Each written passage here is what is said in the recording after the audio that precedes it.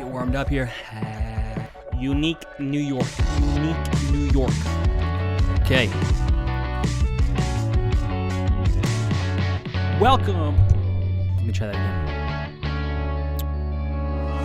Welcome to the Graceful Grizzly podcast. My name is Mauricio, and with me, as always, is my amazing co-host, Tyler. Wait a second. Oh, that's Mauricio's line. Where is that guy? Hey. Yeah, what's up, man? No. Listen. Yeah, it's Thursday. We got to record the podcast. Yeah. It's our 1-year anniversary episode. I know. No, this is a big deal. We're going to have some of our Patreons on the episode. You got to get over here right now. Dude, they're on the line. They're waiting. You'd think you'd know by now. All right, dude. See you soon. Yeah. Okay, yeah. Bring Mountain Dew. Bye. All right, so here's the deal, guys. Mauricio forgot to record the intro with me this week. I had to do it myself. But the cool news is this is our 1-year anniversary episode. We've been doing podcasting for a whole year, and man, it's been a doozy. To celebrate and to show you guys how much we love you, we are having on a few of our patrons, a few friends of the show, supporters of the show, to come on and just do the episode with us. We're super excited about this, and we just want to tell you guys that if you've been a supporter of the show or a friend of the show in the last year, we are so incredibly thankful. We cannot thank you enough for helping us launch this podcast and kind of get it off the ground over the last year. And so thank you. Seriously, from the bottom of our hearts, thank you so much. We hope you'll stick around for the rest of this episode, get to know a few of our patrons. It's a really fun time, and the people that we have on are amazing supporters. So stick around, guys, and thank you so much for 1 year of podcasting. All right, guys, so now we are back into the nightly news, and we have an awesome Patreon to join us. Again, this is our 1-year episode, so we decided to grab all the Patreons and put them on the episode. And so we've got Spider O'Neill, awesome daredevil scuba diver, tattooed. He's a friend of the podcast. We love him. What's up, Spider? What's up? How's it going? Good, man. We're just excited, dude. You get to do the nightly news with Tyler and Mauricio. I know, I'm stoked. This is like one of my favorite segments of the podcast. Oh, perfect. Well, I'm stoked because I already just realized, and I said this to Spider before we started, that I think he bumps up our cool meter by like quite a bit. 10% at least. So we might want to have him on every episode just for that cool factor. Because we might put him in the thumbnail. We found out that he was like going to do scuba lessons, and dude, that's so cool. I just think, man, there's nothing cooler than scuba diving. So. I'm telling you, dude, you get down there with those big fish, they just, there's no man's land down there, bro. They'll eat you if they want, you know? So I have like a small fear of open water too. So this will be like face your fears kind of a situation. I'm like, right? Down for it. Let's do it. All right. Oh my gosh. Dang. Dude, I'm telling you. Yeah, there's only one. Yes, there's only one way to get over a fear, I guess. You just dive right in. No pun intended. Awesome. So we are going to do our nightly news section. And as Spider has already said, this is one of his favorite sections. So we're super excited to have him on. And our first nightly news article this week is just so cool. It knocked me dead, Mauricio. I'll tell you that much. Oh my gosh, dude. Come on. This is a new model of the Dodge Challenger. Obviously a cool car. We all know that, right? But imagine going out in style in the Dodge Challenger Hellcat Red Eye hearse. Dude, so what do you guys think? Oh man, I don't know. I took one look at this and I was like, I want it. And then I realized it was a hearse. Like I didn't realize that first it was a hearse. I was just like, I don't know what that is, but I want it. And then I read it and I was like, what? That's a hearse? I will ride that like daily. That'd be my daily driver. That'd be your daily driver. Like, I mean, yeah. To me, it's like, I love the Dodge Challenger and I like the old school Dodge Challengers.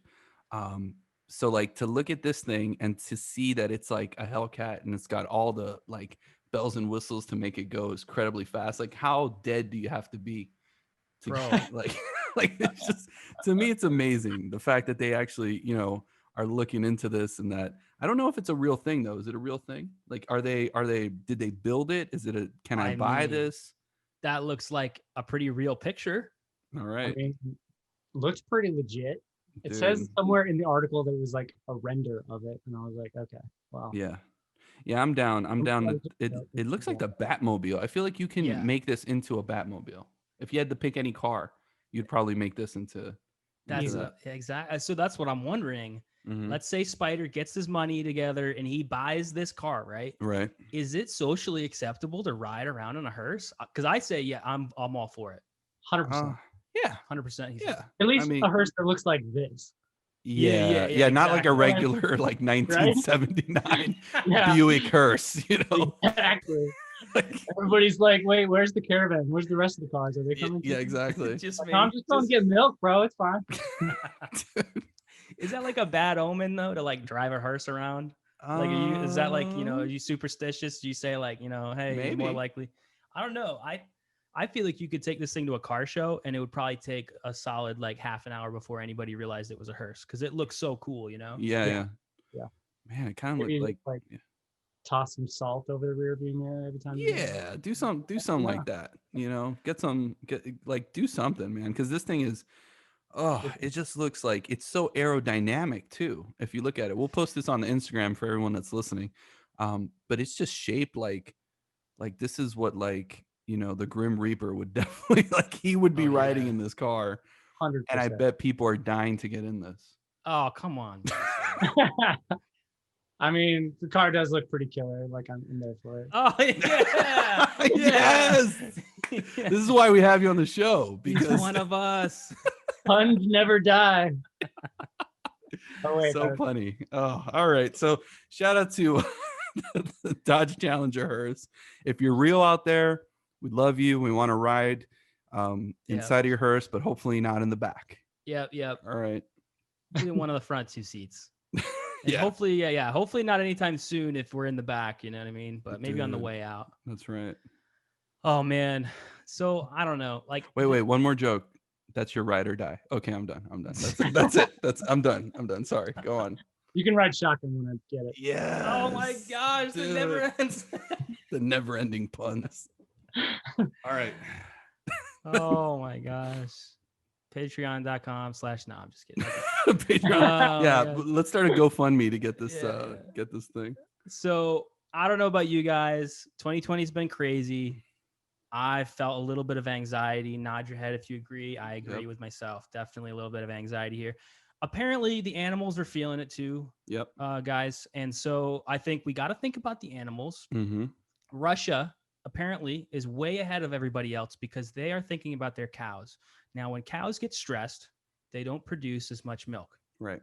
What can we do about this? We got to calm down these cows. Well, they are actually strapping VR headsets to their dairy cows and giving them a nice calm environment to reduce their anxiety. And I want to hear what you guys think about that. Dude, this cow looks like he's living in 2030. Like he's just hanging out. This with cow's this- from the future for sure. Yeah, it's like Back to the Future. Like he's just like, and he looks so cool doing it, and he's so calm. So like for the listeners, it's this headset that they just have on the cow's eyes, and it just like covers the cow's eyes, and he looks like he's in like one of those like Tron like movies. Yes, that's what I thought of was like not the actual future, but like what people in the 80s thought the future was going to look like. Right. Like, like all the bulky, weird, like cyberpunk. Yes. Oh, totally. Like I'm half expecting like little rocket legs to come out of that cow at any moment. Like, Dude, it's a going over to the pasture, bros. oh Yeah. my gosh, the cow jumped over the moon. Yeah, it feels it definitely feels like this cow is like peaceful. He's not like agitated.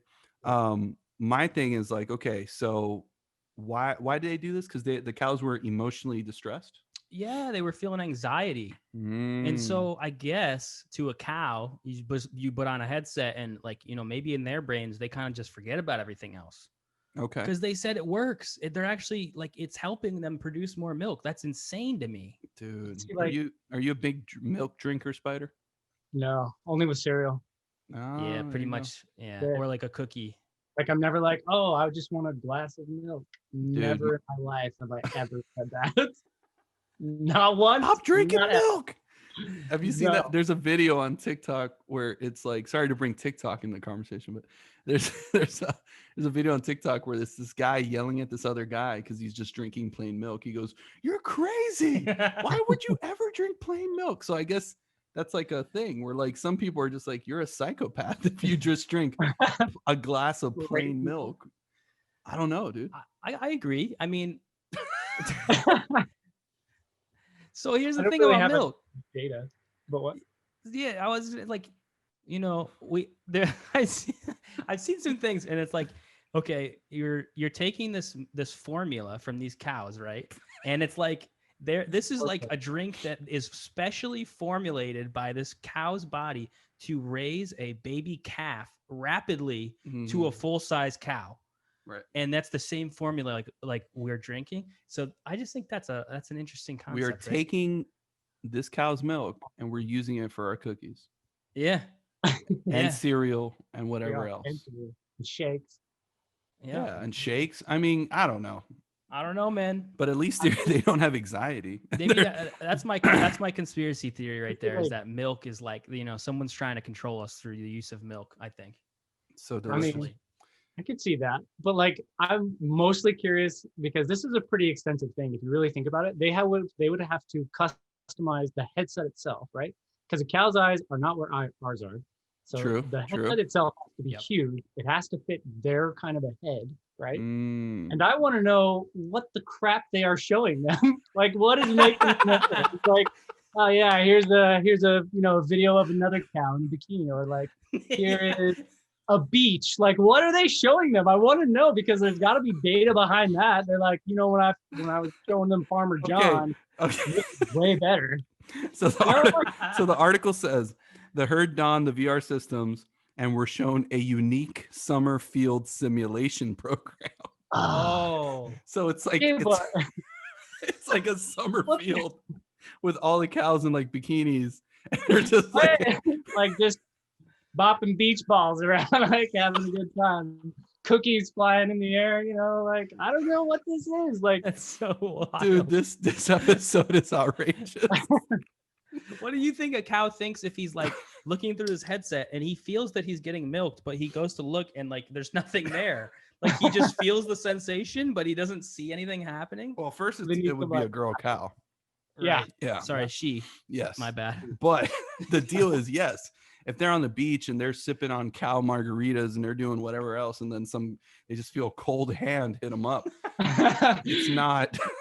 That was cool. Unexpected. What is going on? What is that? Oh my God. So, yeah. Well, it's like you see that with normal humans. Like when we have VR headsets on, I'm sure you've seen. I've never been on one. I've never done it. What? Just the phone one. I've done it like with a phone. Oh, it's crazy. And there's videos on the internet of people testing them out at like the mall, and then somebody comes up and touches them and they totally freak out because it's not what's going on, right? So like, what do you do to the cow? Do you just like sunset what's going on there? And then like, I don't know. You know what would stink is if they had like advertisements that would go on because they can't afford it, and so you would have like a Wendy's commercial out of nowhere. Why would they want to advertise the cows? Two patties just hit the grill and they start having nightmares. Dude, I'm sick, bro. Like wait, why is Wendy's paying for advertising space to cows? Bro. Dude, 2030, the cows are now getting a percentage of money for the milk. All right, whatever. Future goals. Yeah, dude. Oh my, there's so many. I have more questions than answers after that one, man. Oh, that was so good, dude. Let's move on before we milk this any further. Yeah, right. Exactly. Oh, dude. Okay. Well, not after any more of this. Next, where are we at? Oh. In other news, yes. Fried chicken, right? Yep. Right? You with me? Fried chicken. Okay. You with me so far? So fried chicken's delicious. Mm-hmm. But I think it's important as we're getting a little bit more progressive as a society. We're thinking about animals' rights. Obviously, we're trying to take care of our cows, give them a nice VR experience. We got to think about the food that we're eating, right? Mm-hmm. So if we're going to eat fried chicken, this chef believes we should be thinking about the chicken that actually was killed and served to you on this plate, right? So his thought is, I'm going to serve a chicken sandwich, but it's going to still have the claw attached to the fried piece of chicken. Now, I don't know. Is it, my question here, is this chef culinary suicide, Or is this just the progressive move that he needed to, go viral and like make this business something amazing? I don't know. It could go one of two ways. Yeah. I I think don't it's know. a bit of both. It's going to go viral at first. Everybody's like, what? This is very interesting. And then they experience it and they're like, what? This is very horrible. No. Yes. Because like, you think of like back in the day, like if you had like a chicken head or a foot or whatever in a KFC bucket, somebody takes a photo of that, it goes on the internet, goes viral, nobody eats a KFC anymore. Yeah. Right? It Like, used you know to what be I that mean? And way. this guy's like, this is my flagship. Like, look at this claw.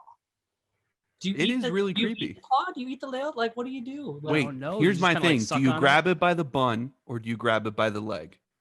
Oh no. See, I think you gotta grab it by the bun, but then you have a claw hanging out, dude. Yeah, so you got to balance. I mean, you can't just.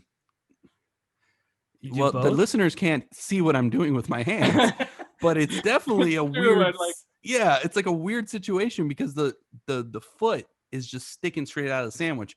My thing is like, okay, if this is typically, and let's just break it down. Typically, a chicken sandwich is the breast. So Yes. you've got the breast, but then attached to it somehow Frankensteined into the chicken breast is this leg, because you can't bite into a chicken thigh sandwich, because then that's like you'll break your teeth Oh. on the bone. You understand? So like the logistics of this, I'd like to see an x-ray of how this leg is like compounded into this breast in such a way. How did he assemble this chicken sandwich? That's what I'm saying. There's no logical way unless it's just a giant thigh. It's got to Tiny. be. I don't know. Yeah. Because, well, so in the article, it says that he doesn't want to waste like any part of the chicken or whatever.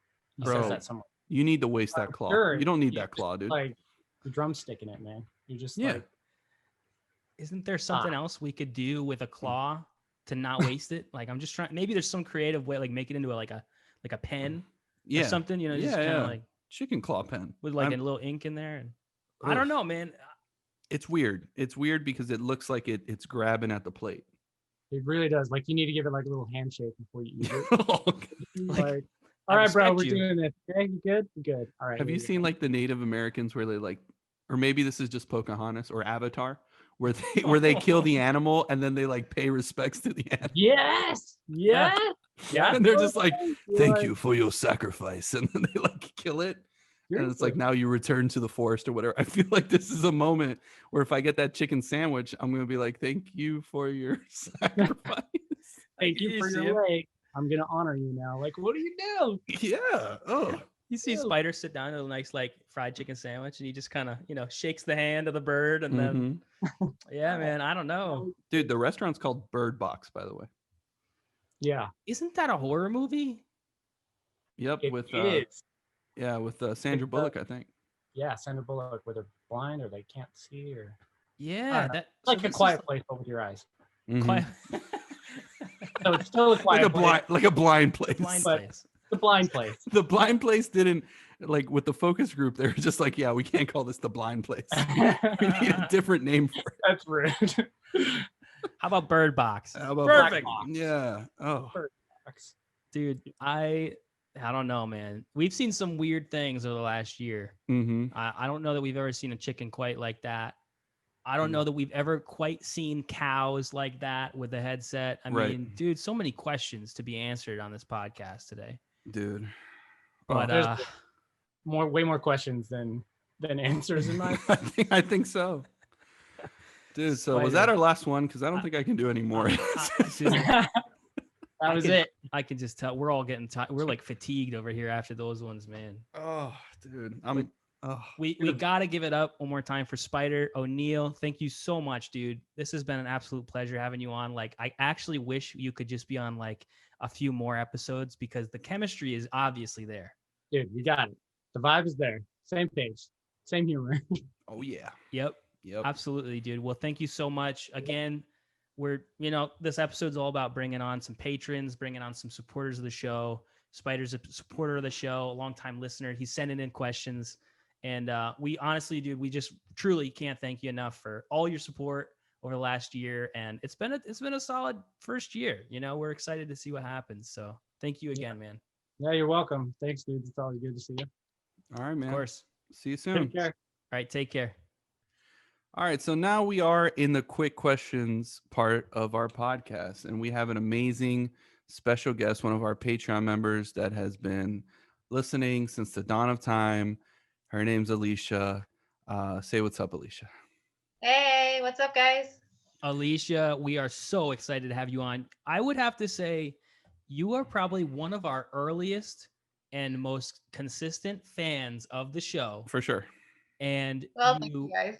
oh my gosh, we can't say enough good because you support the show, you send in questions, you're always listening. And so right off the bat, we just want to say thank you. Absolutely. This episode is all about Our just Patreon people. our patrons Yeah. and the friends of the show. So yeah, we gotta give it up for Alicia. So thank you so much.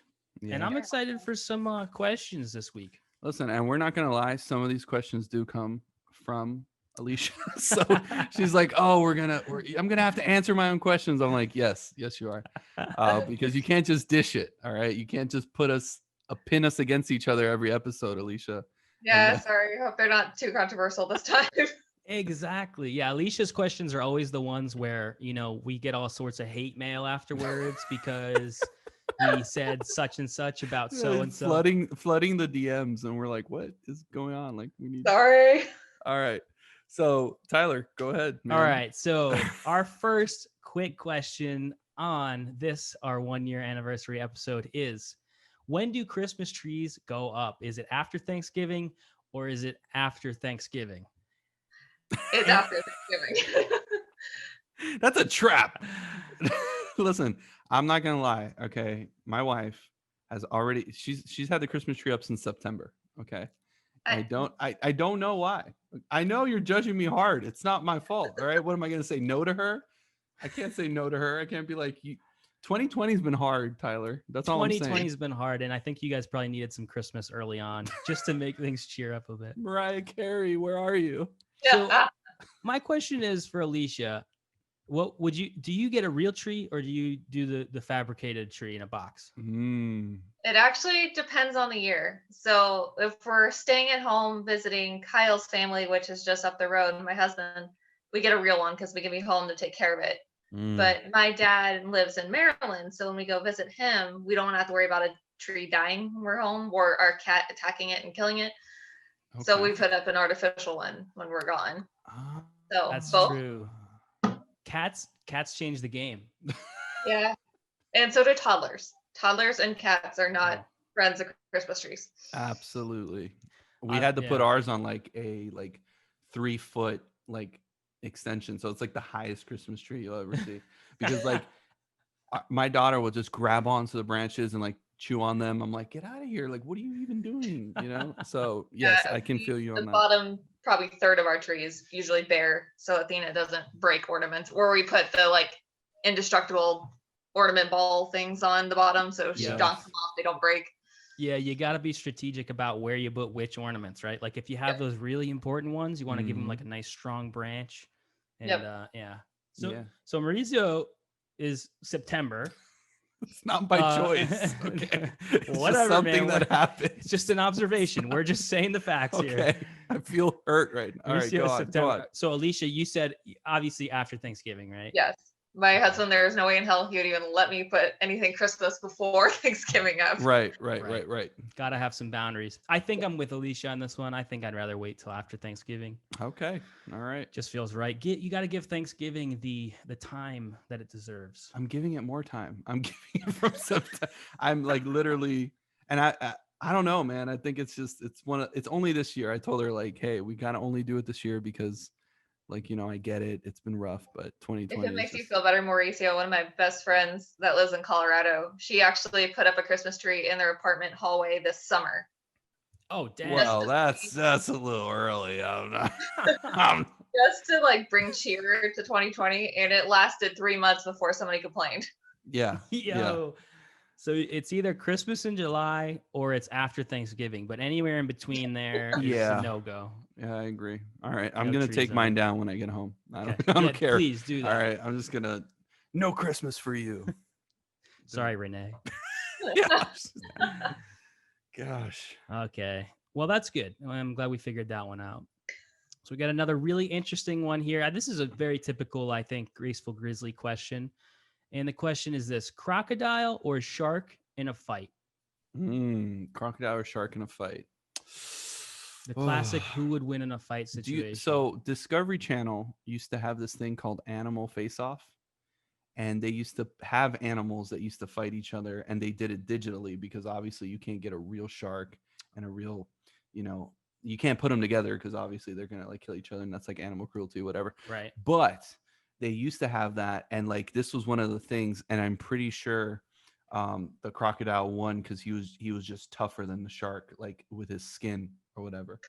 Oh dang. Yeah. Okay. But that's not gonna influence my decision here because I I do feel like the shark has a size advantage if it's a great white shark, right? Right. I would say so. What do you think? Well, it depends on what is it like the crocodiles from the horror movies that are like 30 feet long. Because Oh yeah, depends. See now So that's a the little funny thing different. is, this is actually my question, and I actually based it off of that TV show, Mauricio. oh no. Yes, I thought it was a weird fever dream I had when I was in 6th No. grade. We actually revisited watching that show, and I was like, "Ooh, that'd be a good question to ask the boys." Is it still on TV? We found it on Hulu. Nice. That's awesome. Yeah, was Animal he right? Face Off. Was he right that the crocodile won on the show? Actually, no, the shark wins. It was the shark. Oh, there you Dude, I'm go. remembering it different. Oh my gosh. All right. It's because of being in open water, and its shark would have an advantage over the croc. Because Oh, crocodiles okay. aren't as good as swimmers. So Oh, that's what it is. Okay. All right. So, I mean, I guess if science is behind it, we're gonna have to give it to the shark. What do you think, Tyler? You were ready to support the shark even before the science was in your favor. So See, I'm not a crocodile guy. Yeah. Because Florida, it's gators. I don't think. Well, there might be crocs in Florida. and I so feel there's like sharks in Florida. There is. there is so I think that you're a little desensitized because of being raised in Florida. You're like, Yeah. crocodiles, alligators. It's like, oh, I see those are like in the pool when you wake up, like Mhm. that's like no big deal. Like they're not Right. that tough. Right. However, I have probably one experience coming across an alligator in Florida, and we were probably 50 yards away from it, and it was definitely a baby, and I was still freaked out. Yeah. I was like, should we go? Should we leave? Are we in danger? And Well, they're. Yeah. I'm telling you, I'm gonna say if I had to pick one between crocodile and shark, it really does depend. Am I in the ocean? A shark is not gonna last in the swamp. No, True. Yes. or unless no? it's a bull shark. Oh, so a bull shark will probably do freshwater. Depends on the breed. Depends on the water. This is I tough. think maybe 9 times out of 10, though, that sounds like that shark is taking it. All right. I mean, that's what science says. Don't blame me. All right. So I got shark. Tyler. I'm with shark. I'm all in on shark. Alicia. Shark. All right. Shark wins. There it is. Give it up for the shark. It's been decided. Seriously. The Meg. Oh gosh. Yo, speaking of the Meg, our next question, this is perfect. What's your favorite scary movie? Yeah. So this question comes from Spider, which will be on the podcast. And man, I'm gonna say Texas Chainsaw. Oh, dang. Yeah. You're into that. You're into that crazy. Well, it's like Yeah. that's the only one that like I like. I don't like all the weird like Sinister and all the crazy like Like twists and insane ones. Sure. But I will like a solid like slasher, Yeah. like Jason or whatever, because I feel like it's not as scary because it's just a big slow guy coming after you. So I don't get really scared as much because it's like not as like the movies nowadays are just too freaky. Like they give me, but I'm also a baby when it comes to scary movies. So No, I think you're right. There was a point back in the day where it was like it didn't take much to be a scary movie. Yeah. All you had to do was like give a guy a knife and like a mask, and it was like, that was it. Yeah. there's something classic about that. Standard, simple. I was thinking, I think for me it might be Child's Play. Oh, dude, Believe it or not. no. I just watched it for the first time, like the Halloween before the one we just had, Yeah. and I gotta say, man, I liked it. I liked it. That's like my nightmares of like walking in like when I was little and like my older cousins would be like, hey, come watch this movie, and I'm like, I don't want to, and so they sat me down on the couch and just had me watch it, and like I was terrified for like 10 years of like Child's Play and like even Chucky's Face, and like when the trailers would come on, I would freak Yeah. out. So like, oh no, get it. I think I had nightmares do as a kid just seeing the box in the movie rental place Yes. where you see Chucky's face. Yes, on it. I wouldn't. I would avoid the boxes because I'd be like, Yeah. no, not gonna do it. Alicia, what about you? Have you seen any of these movies, and or what's your favorite? I've seen them. I'm actually not a big scary movie fan. Never really have been. Yep. I kind of like more like the horror, I guess, in a way, like Alien versus Predator style movies. Ooh, Like yes, those that's are good. kind of more my scary movie feel. Yeah. I kind of got ruined on the typical scary movies when I was watching Signs for the first time, Mm. That's a good one. and they do that 360 in the room. If you where he's about to do swing away, and if Yeah. you actually pause it behind the alien, you can see the zipper on the costume. Oh no Oh. way! So after that, I lost all hope in scary movies. Yeah. Yeah. It's like nothing scary anymore. Nothing you scary. when know use what's it for crazy? If costumes. you ever watch Signs, have you ever seen the movie Signs with Yeah. the aliens? And like the one scene where they're in like Mexico and the alien like walks slowly by the camera. Yeah. Yeah, that scared me for like 5 years. I was like, Oh, yeah. what the heck? Like, why is this so scary? And it's Yeah. because you can't really see it until they zoom in on it. And it's like, Exactly. yeah. It's the mystery But if behind I it. had to pick like a slasher style, I'd probably go Freddy versus Jason. Oh dang, that's one I Yeah. gotta see. Freddy versus Jason was good. It was the first like crossover, and you would have hoped that Michael Myers was in there with the steel chair, or coming in at the last moment, like Michael Myers versus like I wish that would have happened, but they only ended it with, Just the two. did Freddy win? No, Jason won because he was holding Freddy's head. Yeah, that's what it was. It's been a long time since I've seen it. Yeah. Nice. Okay. The movies So. consist of Disney characters anymore. Yes. I guess since you have kids, like you run out of time to watch that kind of like horror movies, huh? You Yeah, know, it's pretty a much. horror movie when all you're singing is Into the Unknown for Yes. for 3-4 hours. Just Or Trolls. That's our big kick right now. Well, Trolls, the second one is pretty good. I'm not The gonna second lie. one's really good. Yeah. Definitely, definitely scary. Definitely Dude. try. Trolls is terrifying. Those Bergens. Oh gosh. Dude. All the parents out there are like, oh yeah, no, I relate. Yeah, Preach it. that's so good. Well, the last question, this is just a heartwarming one, and I don't know if did we receive this from someone. This Maybe was not. from Trent at Hustle Energy. Trent at Hustle Energy. What a guy. I'm telling you, he's just such a nice guy. Always, another one of our friends of the show, always thinking about blessing other people. And the question is, if you had $100,000 to bless people, where would it go? So what would you do with $100,000 Right into my pocket? All right, I'm not giving it nothing. Okay, that's terrible. I got enough people to bless right here in this house. Right here. No, I think I just lost like all of our Patreon supporters. Like one. It's 2020. You're forgiven. They're all gone. Yeah. I can't. So much for generosity. I don't know. Let's let Alicia start this one. What do you? Any ideas on what you would do with $100,000? So I'm a proud daughter and daughter-in-law of two veterans. My dad served in Yes. the Marine Corps, and my father-in-law served in the Air Force. And then my older brother-in-law is actually a police officer. So I would probably give back to families of vets and first responders that have lost their lives. Yes. That's been a huge thing for me. I love supporting military-based veteran-owned companies. There's several that I'm huge fans of. And so giving back to organizations that help the military and the veterans and the first responders is where I'd probably send it. That's awesome. Yeah, that's huge. That That's totally that's blew so my good. answer out of the water. Like, Oh yeah, Mauricio looks like a jerk. um, I mean, no, I guess it's Mauricio. yeah. Yeah, No, no, that's so good. That's That an is- awesome cause for real. It really is. It definitely, veterans don't get. Sometimes I feel like they just don't have the support that they deserve, Mhm. and that's an amazing answer. I think that would be money well spent for sure. Yeah, and I love so now that I think about it, and probably along those lines, I definitely would try to help so there's a company called Vet Paw. I think we've talked about it on the show before. Yeah. They're actually veterans that help endangered species, and so they're like Okay. hunting down poachers. And Nice. I love that about that program, because basically it gives like veterans that still have it in them to like go out and patrol, like they go out and still do it. And so I would probably help them out, because I mean, dude, if you're trying to poach a rhino, you're a jerk. I just think you're a jerk. Come on. Right? It's I like know. the most majestic, it's a chubby unicorn. Yeah. Why would you do that?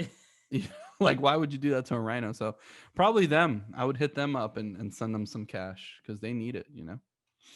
Also a good answer. Much better than your first answer. I Yeah, gotta my first say. answer was, we'll edit. No, we won't Yeah, edit. yeah. We don't No, edit The world anything. needs to see the true Mauricio. Gosh. No, these are really good answers. I love the idea of having a bunch of money to just bless people. And I think I don't know the exact one cause maybe I'd give it to, but I do know I think it would be really fun to take some of that money and like just take it with you and give yourself sort of a goal to meet. And like imagine going out to eat and like tipping like 300%, you know what I mean? And just like Ooh. just like throwing little like blessings here and there. Yeah. That'd be so fun, I think. I like that. Um And you would be a baller, just like, yeah, let's throw this a little bit of cash. Yeah, I on guess there. you got to be careful though, right? Yeah, you 'cause could you don't sit wanna there and do like it- try to take credit and be like, yeah, check me out. But if you kind of sneak off and Oh yeah, you try to do it secretly because it means Okay, more, right? okay, Right? yeah, Just yeah. pay it forward I'm okay with that. I think that's not bad. and then post about it on Facebook. No. that's when you run on trouble. Like, you know how many Honestly, I voted stickers I saw on Facebook? Like, I'm like, guys, I get it, but like the real challenge is voting and not posting your sticker, because that would be 10 times better. All right. Right. It's I like, lost come on. mine within like an hour. Yeah. It's like, Yeah. my gosh. It's all the way out of it. Where did you buy those stickers on Amazon? Like, I will sell those stickers for 50 cents and people would probably buy them. Yep. Yeah, man. No, I think that's awesome. I think servers, like, definitely when I was working in restaurants, servers were just like overworked, underpaid. Absolutely. But some of them are sneaky, because technically you don't have to like Claim your you- tips. yeah. So like there was a lot of times where you like servers were like have the newest iPhone and like all this stuff, and I'm just like, man, how much do you make? And like one of the guys was like, oh, about 50 grand a year. Oh dang! So Like, so you straight just wasn't cash. claiming on taxes. You don't or claim your anything. cash tips. You just claim your credit card tips. Ah, Yeah. I see. So it's like, oh, dude, you're balling. And so they would always be like, dude, you get paid by the hour. I'm like, dude, I know what you make. So it's like, I think people at like Denny's, definitely, because like they're not. Yeah. Denny's is rough, dude. So tip on your card is what you're saying. If you're gonna Yes. bless someone, tip on your card Okay. Yeah. because there's accountability there, right? Yes. Jeez. All right. So, man, these are great questions this week, dude. They were, yeah. My God. It's been such a pleasure this year Mm-hmm. because we've gotten to know so many people. But Alicia, we again want to just thank you. It's been so cool to have you be one of our consistent core people in the Grizzly fam. And just to have that support, it genuinely means so much to Mauricio and I, just to have you there every week. And so we just want to thank you again. And thank you for coming on the podcast. Hopefully we can have you on again sometime soon. Yep. That'd be awesome. Absolutely. I would love it. Thank you guys for everything. I mean, your podcast has really helped me through a lot, and it's made me, my days go better and my delivery routes go better. Because I listen to you guys all the time while driving around the farm fields of Iowa. So Oh man, you've that's taken us awesome. into Iowa, like, you know what I mean? That's so cool. We're still looking for that one person that's from Mustang, Oklahoma, that listens to it consistently. I post it every so often. I post like, all right, who is this one person that has listened to all of it and doesn't want to reveal who they are? But like the fact that we're in Iowa and the fact that we're in, Arizona and all these other places, I think it's awesome. And, geez, like I think I'm just humbled at the fact that, like, when we started a year ago, we were kind of like, we'll see how this goes and if people like it or not. And like to hear you, Alicia, kind of talk about it, and it's really awesome, It really Yeah. is extremely humbling. Yeah. Well, thank you again, Alicia. We'll talk to you welcome. soon, I'm sure. Okay. And I hope the rest of your 2020 goes way better than the first part of this 2020 was for everyone. Yeah. And here's to a better 2021. Yeah, that's Yeah. awesome. All right. All right, thanks again. Bye. All right. Yay. Bye. All right, guys. So we are now in our deeper dive section, and we have somebody for this deeper dive. Again, this is our 1-year anniversary episode, so we've got so many Patreon supporters on here. We actually have our very first Patreon supporter, the man, the myth, the legend, the guy that said, "You know what? I believe in these two ruffians and these two hooligans." Eastern Coast Mainly Tyler, hooligans. but Yeah, mainly No. Tyler. Yeah. I didn't know. It's I like, didn't no. know Mauricio yet. Yeah. I'll pay you later for that. Yeah. So his name is Grant, and he is just such an amazing human being. He knows how to do magic, and not just magic, but I mean magic like digital magic. If you watch his videos, if you see anything online, it is just amazing. So man, Grant, how are you doing? I'm doing great. It's been a good day, good month. So I'm excited to be here. Good. Yeah. You're like the only person in the United States that had a good 2020 so far, I think. So congratulations. Oh, not completely, but Oh, okay. I said month. At least the last couple of days. The 2020 was not okay with certain. Let's not. Yeah, that's getting a little bit of extrapolation there, but what I said. But I heard you had an amazing 2020. Yeah, Grant's Overall, happy about like, COVID. Did you hear? overall, most of it has been good, but Right, uh, right. of course. Dude. Well, we're actually super pumped to have Grant on because, first of all, like we said, you're our first patron, man. Like you were like the guy that was like, I'm gonna put my 2 cents, more than 2 cents, but I'm gonna put my 2 cents in there, and I'm gonna believe in these Wait, it's more guys. than 2 cents. Yeah. Don't look at your bank statements. It was more. Than Don't 2 worry cents. about what Yeah. Patreon's doing. Yeah. All right. But yeah, so Grant, thank you so much, dude, for coming on, and we're super thrilled to talk with you and just kind of pick your brain about some stuff. Yeah, I'm excited to be here. It's good. Yeah, it's been a crazy year. Mhm. 1 year anniversary.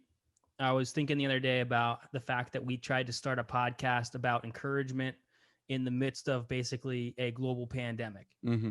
And it's like, well, how does that work? How do you balance those two things? And I don't know that we've always done a perfect job, but I will say we've met some amazing people. We spent some time with some amazing people. And like Mauricio said at the beginning, Grant, you and your brother have done some really amazing things online. You guys have built like a really successful YouTube channel, successful community online through social media. And there's probably a ton more that we don't even see that you're doing and that you have done for the last like several years with your with Rise Magic.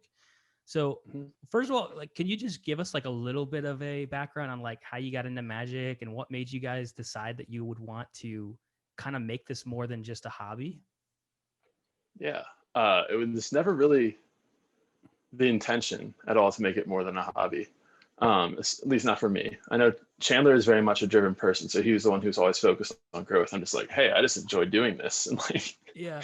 And so I was mainly just like, oh, here are the ideas. And Chandler's like, we're gonna spearhead this. Mm-hmm. But I learned magic in 10th grade just from a Korean exchange student at my high school.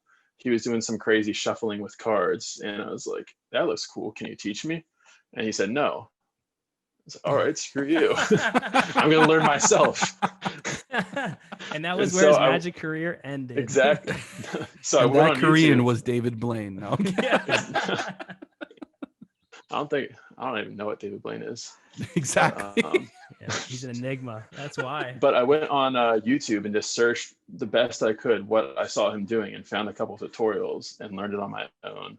And like, it's part of the reason like why I think we've had success is because like just those tutorials I learned from were so bad. It was just like some dude with his phone propped up in front of him, and he was just like, the angle was like straight on. You had to like kind of reverse what he was doing in order to try to learn it. But I learned it, and I went and brought it to Sam. I was like, hey, look, I learned this. And he's like, oh, well, now that I know that you don't want to just like know what the secret is to the card trick and like you actually care, I'll teach you. And that's not what I was expecting, but that's how it ended up. So me and him, we would just like hang out. It was me, him, and one other friend, a guy named Steven. We did it for a while, and it was just fun. And Chandler, because he was around, I would always, of course, practice the card tricks on him. And so I would mess up a ton. He knew how some were done. He went to this basketball camp, and at this basketball camp, he would end up, just because everyone was bored and like, I think there was like no power or something like that. No one had their cell phones with them. I don't know exactly the details, but he ended up doing card magic, just like a couple tricks, and everyone loved it because I was at the same high school. Everyone knew that I did card tricks. I was like, Jerry, do you know anything? And so I remember getting a phone call from him that night. He's like, Grant, I need you to teach me something else. I need to keep on going. And so I gave him a couple ideas, a couple of tricks, and he ended up doing like one of those like card appearing on the other side of a window tricks, and everyone there lost his mind. He got hooked just because he's very much an extrovert, loves performing. I more just enjoy like the artistry of like what you're actually doing more so than actually performing it for anyone. But he just absolutely loved performing for people and got that like hook. And so I taught him almost everything that I knew. And we went out to our local town. We would just perform magic together. We created some routines that we'd be able to do together where like we'd be passing off the deck and stuff like that. And we just hand our phone to random people and just say, hey, just film this. And we made an Instagram account. And I was in college at the time. I'd just taken my first graphic design course, just like for fun, because I needed an art elective. And I was like, hey, I know how to make a logo. I'll make a logo for us. Yeah. Very first logo I ever designed. By far the most prominent one I've ever designed. It's seen by the most That's eyes. always the case. Your first one It that is. you hate, it becomes like the best one, and you're like, oh, why is this so popular? The first pattern I ever I still- sold was printed on mugs and by this company. And I look back and I'm like, dang, like they paid me like $5 for that thing, and it's like on all their merchandise. Like, Oh, yeah. I Yeah. got ripped off. Oh yeah. And so honestly still really like the logo, but I'm trying to think of ways to redesign it and like update it because it's been such a long time since I made it. But we just put that logo on Instagram, put those videos out there, and just over time it ended up blowing up to a point where, not blowing up, but like got to the point where we had about 10,000 followers on Instagram. And we secured sponsorship with a watch company. Oh, damn. And we're like, yo, we can make money off of this. What the heck? Yeah. Before it was just cool to have followers. It's like a flex. But and so we took that money and I spent that money on the very first camera that I ever had. I still have it right over here actually. Different lens, of course, but got this camera right here. Nice. And use that to transition over into making YouTube videos. Okay. And we made tutorials on YouTube and trying to make them different and just as good of an experience for the learner as possible. We're like trying to do like an over the shoulder angle so people can follow along better. Doing all that stuff. And then it blew up on YouTube. And then out of nowhere, Chandler was really sick and he was making a video. He just was really sick that day and he decided to just do a simple video. He's like, I don't know what to do. And he made a video called Cardistry ASMR, where he just literally just shuffled the deck of cards. No editing, just the raw audio. And that thing blew up. Just for no reason. Dude, ASMR I think the video has like six a or thing. Yeah. And so that video has like 6 or 7 million views now or something like that. Yeah, we saw that earlier. It was like almost 7 million or something. Ridiculous. We're like, we know this guy? Yeah. Or you know this guy, Tyler? Yeah. And like it's almost frustrating that that's the video that like out of all like the least effort one out of all like the really like high quality tutorials that we spent so much time like trying to like really make it look good and like make sure it was like taught well and all this, and it's like no, those like 20,000 views, this one's the one that's gonna pop off. And so this one that we did in like 20 minutes. Yeah. And so, it's just crazy how that net works. So you're teaching people how to do the magic tricks as well? Or no? We're teaching people how to do some of the magic tricks, but mainly the ones that we've done are like the it's like the card flourishing that people call it. It's called cardistry, but I just think that term sounds kind of nerdy, but it's just like the shuffling of the deck of cards in like a cool way. Oh my gosh. Dude. Stuff like that. Listen, So if you're we'll going to teach do a bunch this of right that. now, you can. I mean, we're here for this right now. We picked the right week to do a Video. webcam because Yeah. Grant's just got those. Could you just do that one more time? I can't. Dude, Just like, because like just a simple like shuffling. he's a I'm wizard. saying simple. He says simple shuffling. Dude. But like that's the stuff that we teach mainly because for the longest time it was just kind of this like, what do we teach and what do we keep for ourselves? Yeah. Because like Yes. we don't want to go out and like perform magic for people and then have them be able to go and just look up how we did it on our YouTube channel. Right. Yeah. Kills And the so magic. it's like, yeah. So we have like a few card tricks that like are available to be taught on there, but we've kept a few like on our person and haven't taught them yet. As me and Shannon, like right now, me and Shannon are living in the same apartment, so we're able to do more. But until that point, we're kind of like, well, we're not really going to be performing anymore, so why not teach a few more? So we recently taught one of our routines, I think 2 or 3 weeks ago, but that's still just like a balance that we're trying to like toe. Like, what do we teach? What do we not? Right. And there's also a bunch of people like if you have a part in the trick that you're teaching that belongs to someone else, people get mad at you. Because you and so kind it's of like sold out their secrets, right? Yeah, but it's really difficult to figure out like if people have ownership over a move because there's so much stuff that just is commonplace among the magic community that like you don't really know if it like belongs to anyone. It's just one of those things that's been around for years and like right. So it's That's trying to pretty figure that out as interesting. well. So like I'm just like, I'm super excited for you guys just because I know that the YouTube channel really has taken off. You guys must have one of those plaques, right? Do you have one of those plaques from YouTube? Yes, we do. That's it's in the other room. So cool, dude. Like you should have brought it. No, I'm just kidding. It's fine. But No, it's I hanging, just- it's hanging up in Chandler's studio over there. yeah, so you guys are you can see it in the background of all the videos. Yeah, and so you're you got several 100,000 followers. And you guys built this really cool thing, and I think it's awesome.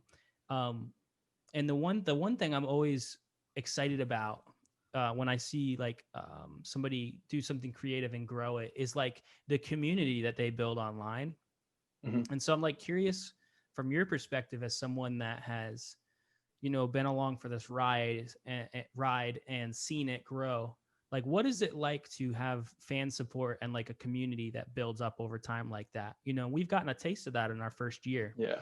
And it's really awesome. So I'm just curious what your experience has been. There's definitely a positive and a negative to it.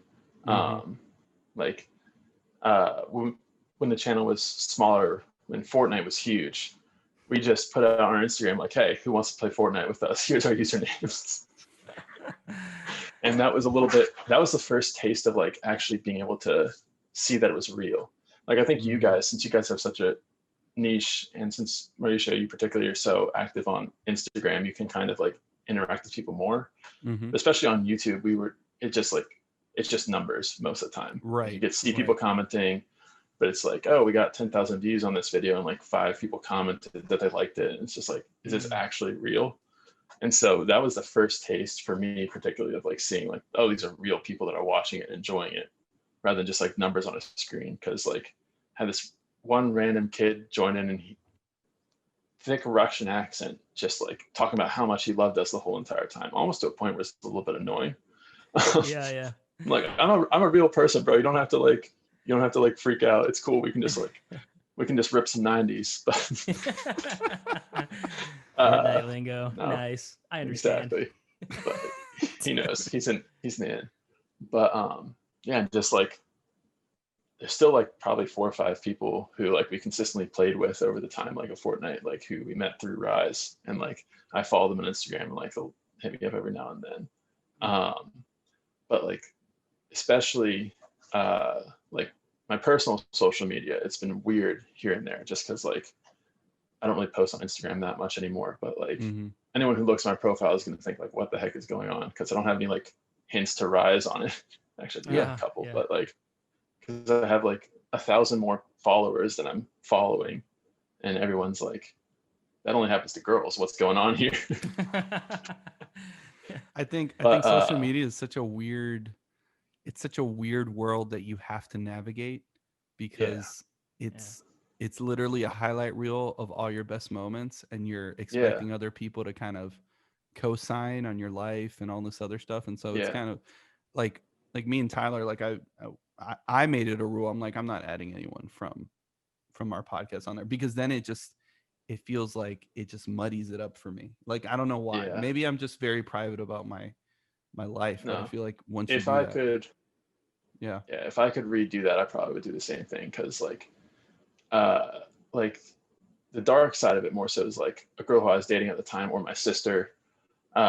We were on like any pictures that I had of like anyone who's a girl on my social media.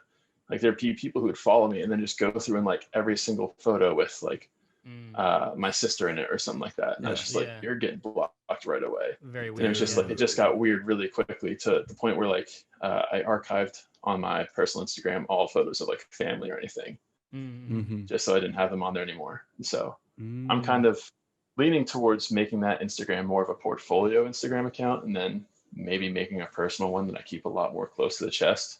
That's a I couple haven't done people that have yet, done but that. that's kind of, yeah, just because like I have like 7 or something message requests from random people who I don't know who they are. And it's just all like, and like this sounds so pretentious what I'm saying right now. Yeah, it's just people reality. want to Dude, talk add to me back. Add me back, Yeah. bro. Like we've Yeah. been waiting. Like, come on. And most of them are just like weird ones where it says like, hey, and I'll respond to people who like actually, like one guy said, hey, I really like what you've done with photography and I have questions about it. And so I accepted the request and I had a conversation with him about photography, and like I think he had questions about white balance of photos and if you preferred cooler or warmer and what situations. It was a good conversation. But then there's like always the ones that are like, I don't know, just weird ones where it's like, hey, I love you. I'm like, you That's too, bro. so weird. But I I'm love just you like, too. Like I appreciate it, but like I appreciate the love, but Yeah, I think I don't know. yeah. So like I like, being on your socials, and obviously I mean 30,000 followers. Like it's just, it is like a flex, like you said, where it's like, oh yeah, we got this many people. But then just looking at the content, I am more drawn to HD video, HD photos, like Mhm. the creation of your Instagram is nice, and I like that, and I'm like, oh, that is just so nice. So like, what advice would you give somebody that's like looking to brand, their social? Like, what would you say? Hey, what are things that you see are successful when it comes to that? I think color is probably the biggest thing. Mm, And if it's just downloading an app like Snapseed or Lightroom and finding some sort of preset that you like for free online and just applying it to every single one of your photos, okay. just so that your photos have kind of like a similar feel to them, because it's very subconscious. But when you go to someone's Instagram and like all the photos kind of look mismatched and just like one's like bright red and the other's orange and then another one has a lot of green in it, it just, I don't know, it just looks like a normal person's Instagram. It's there's nothing wrong with it. But if you see one where it's like all the tones, where it has like this brown undertone or like Yes. this like light blue or just very white, it looks really professional and sets you apart. So much so, like there's accounts that I've gone to where like I see the account and then I see like, oh, they only have like 20 or 30 followers. Like this looks like an account that should have like 10 or 20,000. Just because of how well they've done it. And okay. It gets over kind of that like hump of people, because people we found are more likely to follow something if a lot of other people follow it. Yeah. Right. Maybe you guys have like seen that for yourself, or like I had a boss that used to say, "Nothing draws a crowd like a crowd," and Yep. that always stuck with me. It's just like, you see a line of people out the door of a restaurant, you're like, I got to try that place. Yeah. So. And so like, yeah, kind of if you have that curation of like how all your posts look really well done, it'll kind of get that assumption of followership without people like necessarily looking and seeing. Yeah. Just because like it looks like you're supposed to have those followers. But I don't know. It's weird because I don't think it's as prevalent as much anymore, but back in the day, which that makes me sound so old, but like years ago, I know like Boomer. companies would recommend buying like 1,000 followers or so, just so it looks like they have Oh, followers, so they can get some real ones. Yeah. yeah. And it's just a very weird, Yeah. so weird. So I know what you ours mean, though, ours yeah. only has 1,400, but Yeah. the intentionality behind it is that like those 1,400, I absolutely will.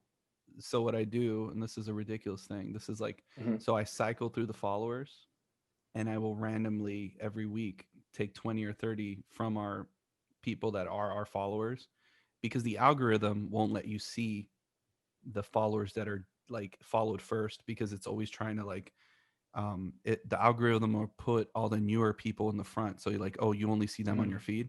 So I'll cycle through the list, and then I'll pick randomly 20 people that I'll just go and like 5 of their pictures, so they like Okay. so like it's a lot of work, but at the end of the day, kind of, it's like a little, hey, thanks for following us, we're still out there, Yeah. whatever. And they might not see us and we might not see them, but that little intentionality helps, Yeah. I think. Oh yeah. And that engagement is always great, because the more people who engage with your stuff, like at the beginning, like when you post it, the more people are going to see it. So building those relationships where people are going to see your stuff first and like it and engage with it is going to make it so more people can see it. But it's like you're saying there, it's quality over quantity any Mhm. day.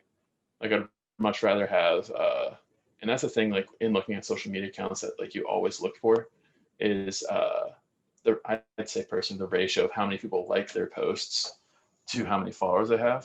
So if someone has like 30,000 followers, but like 100 people are liking their posts, you're like, something's up there. That's Yeah. sus. That's Yeah. Either sus. those followers don't care about them, they bought them, whatever. But like if you have 1,000 followers and like, I don't know how many likes you guys average or anything like that, but like if you have in like 400 be really high for that. Right.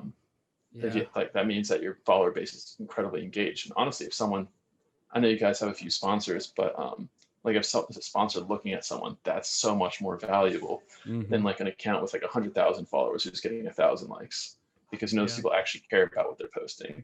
You're gonna be getting more bang for your buck. Yeah. So So we quality posted. over quantity any day. So we posted this video of this one coach, this football coach. It's like he's sniffing some weird stuff, and we put like church moms from the like smelling essential oils or something ridiculous, right? Yeah. Yeah, And we have 143 likes on there and there you 500 go. views.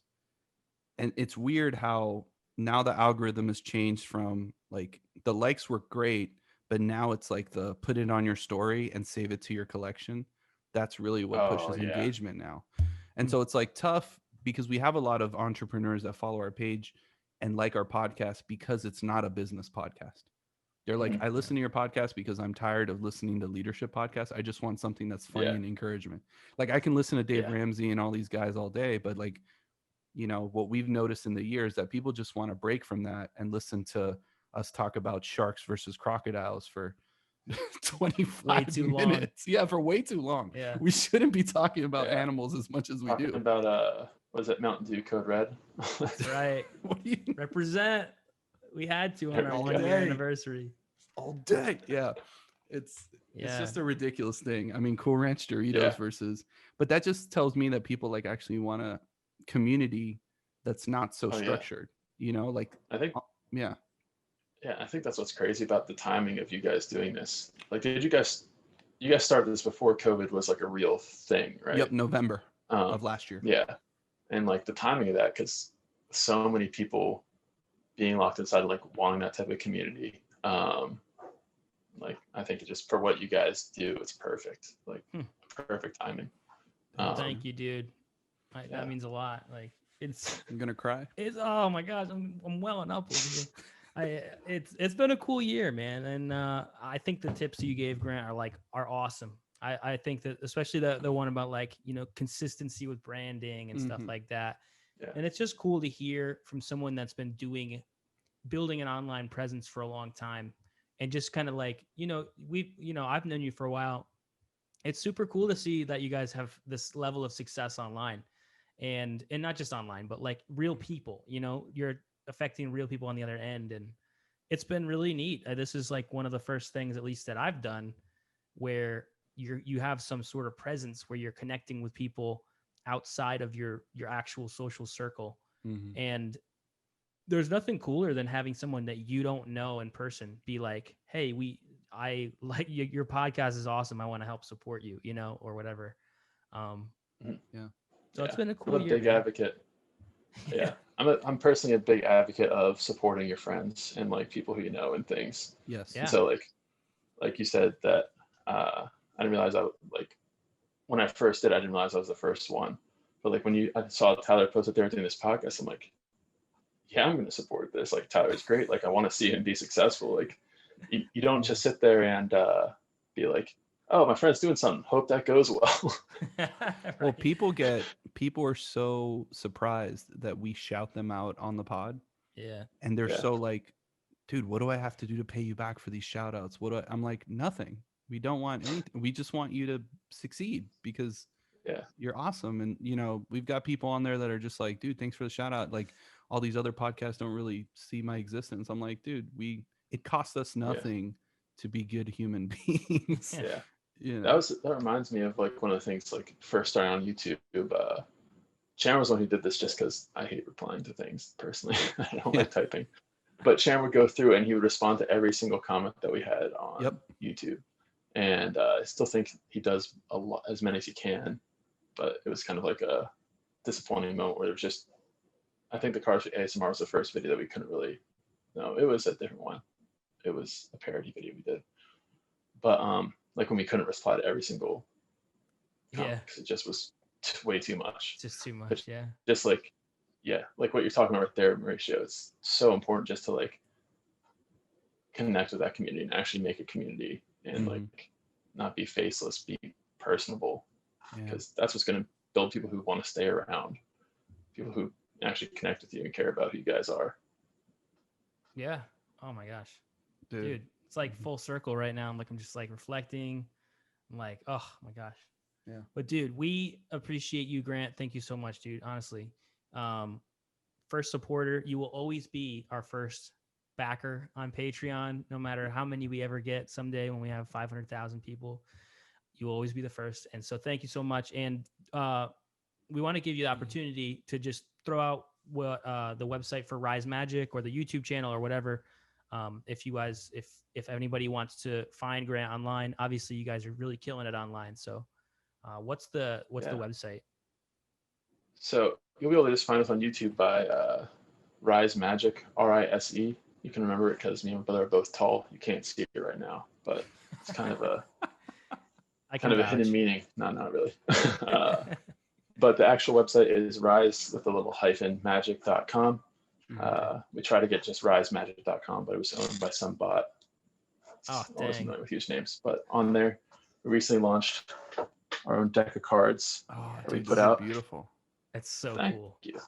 We had there's only a few left, but we did a run of 5,000 and we sold out of those. And then the playing card company that we went through, they sent us like any extra ones because apparently they accidentally print like 500 extra.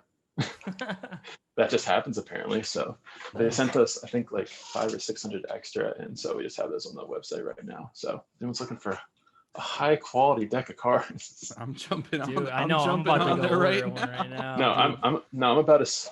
No, Tyler, I'll send you guys a couple just because I have a Dude, few. you can't. It's too much love. It's I can't too accept much. it. I can't accept it. Yeah. Oh my god. No, you're going to accept it. I'm gonna make you accept. Dude. Well, man, thanks for being on here. We appreciate it. Thanks for the just solid conversation. I think it's kind of an example of like the kind of people that we love to talk to on the podcast, and just like people that are just passionate about helping other people. Like that's just what we built it on, and it's kind of cool, man. Yeah. Love it. Love what you guys do. Yeah, man. Appreciate you guys as well. Thank you, brother. All right, guys. So, man, that was our conversation with Grant, our very first Patreon supporter. And again, at the end of every episode, since you made it this far, we like to shout out our Patreon. All right. If you want to be cool like Grant, Is this going to be an in-person shout out? an in-person shout out. If you want to be cool like Grant, which you do, trust me, you do, and you know that already. He looks like a Hemsworth, dude. I'm I telling don't you. see it. You don't see it. All right. I'm from Miami, where we all look like me. All right. You're like an alien. Got beautiful, tall, tall alien. blonde hair. Yep. I'm telling you. Anyway, is this gonna be on there? If Are you we want, gonna edit? of course, it's on there now, man. It's written in stone. So, yeah. Again, we're just gonna wrap up.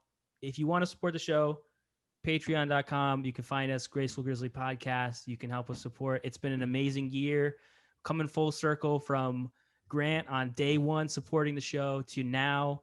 And if you guys were supporters, and this includes Grant, obviously, throughout our first year on Patreon, we're sending you a pin.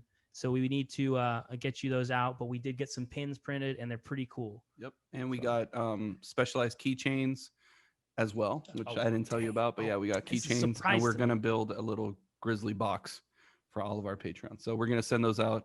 And yeah, so I saw your Yes. Instagram DM. I need to respond to that. I Yeah, just don't dude, really what- know what my address is right now. I just moved, so I don't know it off the top of my head. I had to look it up. Guys, PSA, learn your address first. We're gonna send you a message. Don't worry, we'll work it out.